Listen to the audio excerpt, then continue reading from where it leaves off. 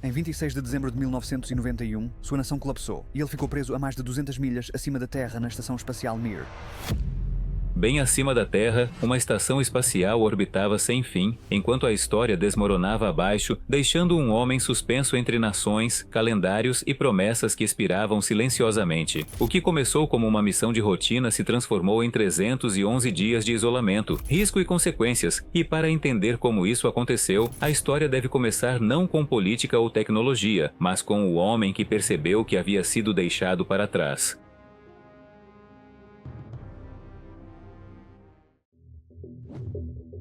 Um homem abandonado.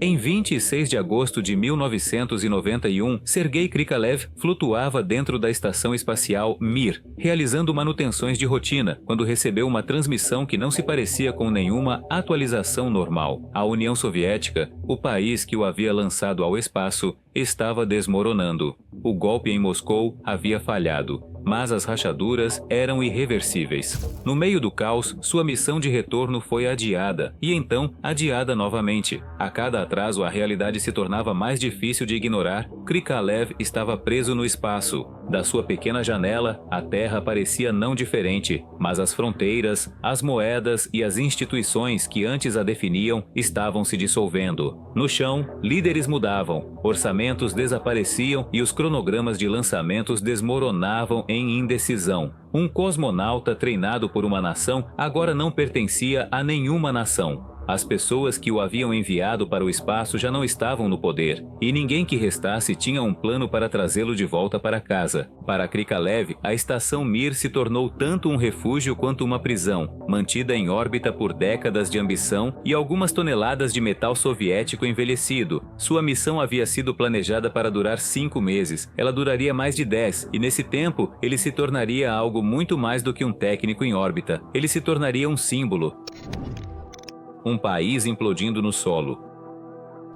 A União Soviética já tratava seu programa espacial como a joia da coroa do poder tecnológico, desfilando seus cosmonautas como emblemas do triunfo ideológico. Mas no verão de 1991, o império estava se desintegrando por dentro. Tensões étnicas aumentaram nas repúblicas, a economia mergulhou em hiperinflação e um golpe fracassado contra Mikhail Gorbachev expôs o quão frágil o domínio comunista havia se tornado. Em poucos meses, a URSS, União das Repúblicas Socialistas Soviéticas, uma vez a maior nação do mundo, deixou de existir. Enquanto essa transformação se desenrolava em tempo real, ela deixou astronautas como Krikalev em uma posição impossível. Sua missão era supervisionada pela infraestrutura soviética, financiada pelo orçamento soviético e projetada sob uma cadeia de comando soviética. Mas, em dezembro, esse comando já não existia. O foguete que teria trazido Krikalev de volta foi realocado para um cosmonauta cazaque, uma decisão política destinada a apaziguar o recém-independente Cazaquistão, que controlava o cosmódromo de Baikonur, a principal instalação de lançamento da URSS. Funcionários russos, sem dinheiro e desorganizados, pediram discretamente para que Krikalev estendesse sua missão. Depois pediram novamente. Eventualmente pararam de fingir que era um pedido. Krikalev foi informado de que permaneceria a bordo da Mir indefinidamente, mantendo sistemas que nunca haviam sido projetados para serem operados sozinhos por tanto tempo. De volta à Terra, os meios de comunicação começaram a se referir a ele como o último cidadão da URSS. Enquanto as nações declaravam independência e as bandeiras eram abaixadas, um homem orbitava acima, vagando pelo silêncio do espaço como um fantasma de um país desaparecido, incumbido de manter viva a sua última estação espacial. Uma relíquia viva em um sistema morrendo. Dentro da Mir, o mundo de Krikalev se resumia às dimensões de uma cápsula metálica orbitando a 354 quilômetros da Terra. Sozinho por longos períodos, ele monitorava os sistemas de suporte à vida, reciclava o ar e realizava reparos com a precisão de um homem que sabia que qualquer falha poderia ser fatal. O zumbido das ventoinhas, o clique dos interruptores e o suave pulsar dos instrumentos eram suas únicas constantes. No papel, ele era um cosmonauta estendendo uma missão. Na realidade, ele era um homem orbitando sem um país. A Mir nunca fora projetada para operar indefinidamente com um único membro da tripulação. Normalmente, as responsabilidades seriam compartilhadas e o desgaste mental diluído pela companhia. Mas agora, Krikalev era seu único cuidador, amarrado à terra por chamadas de rádio programadas e pela esperança de que alguém, em algum lugar, estava planejando seu retorno. Quando questionado sobre a moral nas entrevistas posteriores, ele minimizaria as dificuldades.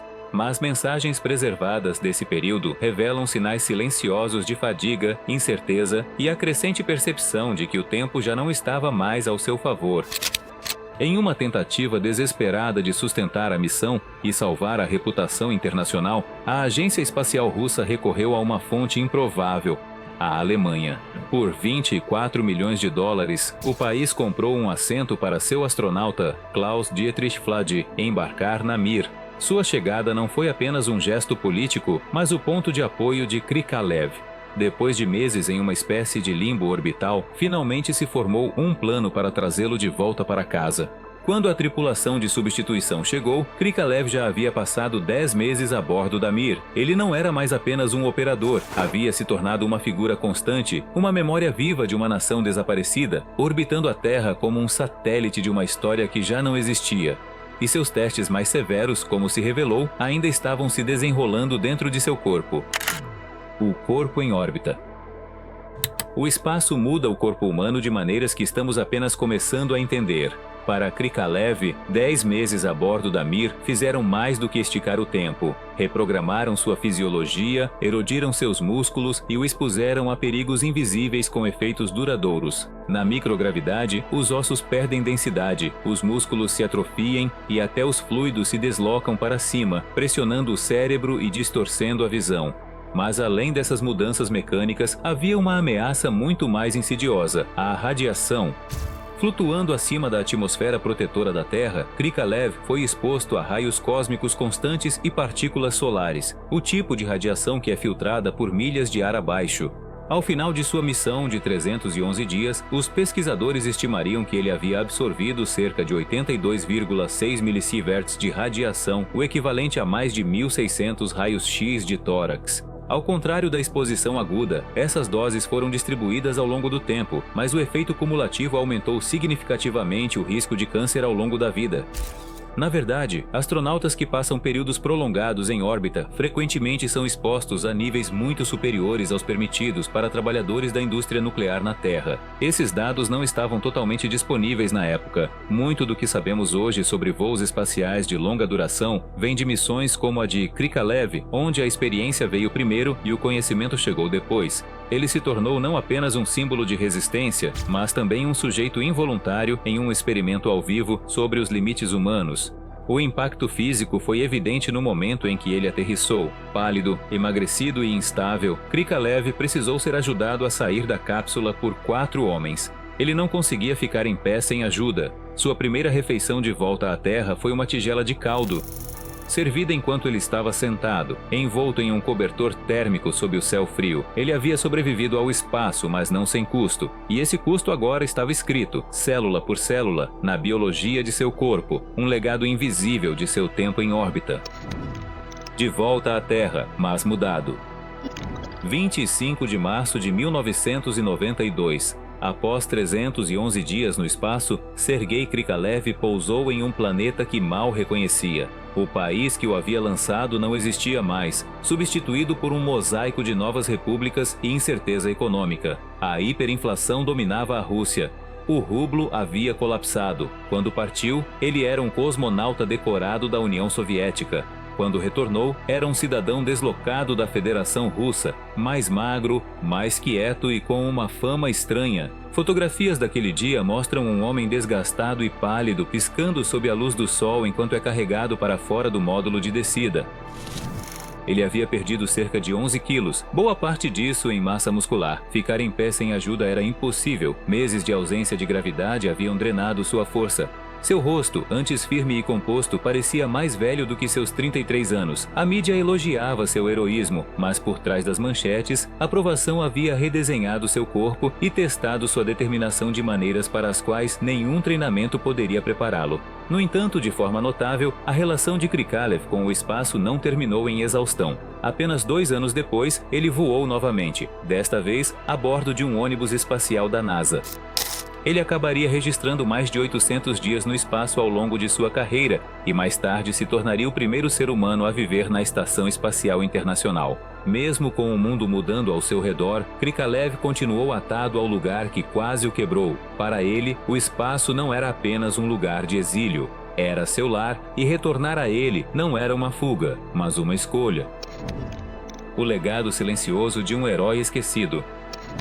Hoje, o nome de Sergei Krikalev raramente aparece nas manchetes, mas sua história vive silenciosamente nas fundações dos voos espaciais modernos. Após retornar à Terra e desafiar as probabilidades, ele retomou seu papel no cosmos sem pausa. Em 1994, ele se tornou o primeiro russo a voar a bordo de um ônibus espacial da NASA, uma ponte simbólica entre antigos adversários da Guerra Fria. Alguns anos depois, ele fez história novamente ao se tornar o primeiro ser humano a viver na Estação Espacial Internacional, ajudando a inaugurar uma nova era de cooperação global além da Terra. Embora as agências espaciais agora compreendam melhor o impacto físico e psicológico das missões de longa duração, muito desse conhecimento começou com homens como Krikalev, pioneiros involuntários da resistência. Seu tempo a bordo da Mir ajudou a moldar protocolos ainda usados hoje, desde diretrizes de exposição à radiação até sistemas de apoio psicológico para astronautas em exploração profunda no espaço. Atualmente servindo como diretor adjunto no Instituto Central de Pesquisa em Engenharia Mecânica, Krikalev continua atado ao cosmos, não mais por circunstância, mas por escolha. Sua aprovação não é apenas uma nota de rodapé no colapso soviético ou uma história de sobrevivência. É um lembrete de que, por trás de cada marco tecnológico, há um ser humano chamado a suportar seu peso. Eles o lançaram como um símbolo, deixaram-no orbitando como lixo espacial de um império destruído. Mas ele não se desintegrou na reentrada, ele reescreveu a órbita. O que você teria feito em seu lugar? Deixe seus pensamentos abaixo, inscreva-se e nos vemos na próxima missão.